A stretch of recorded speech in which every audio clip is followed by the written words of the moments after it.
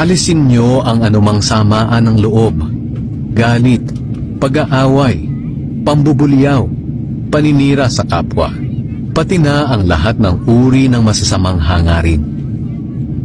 Huwag kang magagaling. Pigilan mo ang iyong puot.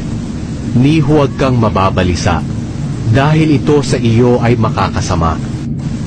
Huwag maging magagalitin, dahil ang pagiging magagalitin ay ugali ng mga hangal. Sapagkat ang galit ay hindi nakakatulong sa tao para maging matuwid sa paningin ng Diyos. Kung magalit man kayo, huwag kayong magkasala, at huwag niyong hayaan na lumipas ang araw na galit pa rin kayo. Pero ngayon, dapat na ninyong itakwil ang lahat ng ito: galit, puot, sama ng loob, paninira sa kapwa, at mga bastos na pananalita.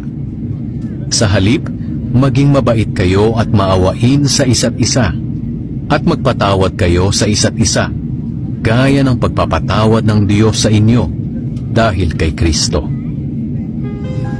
Tandaan mo ito, magiging mahirap ang mga huling araw, dahil magiging makasarili ang mga tao, sakim sa salapi, mayabang, mapagmataas, mapag-insulto, masuwayin sa magulang, walang utang na loob, at hindi makadiyos. Ayaw nilang makipagkasundo sa kaaway nila, malupit, walang awa, mapanira sa kapwa, walang pagpipigil sa sarili, at galit sa anumang mabuti. Hindi lang iyan, mga taksil sila, mapusok, mapagmataas, mahilig sa kalayawan sa halip na maibigin sa Diyos. Ipinapakita nilang makadiyos sila, pero hindi naman nakikita ang kapangyarihan nito sa buhay nila. Iwasan mo ang mga taong ganito.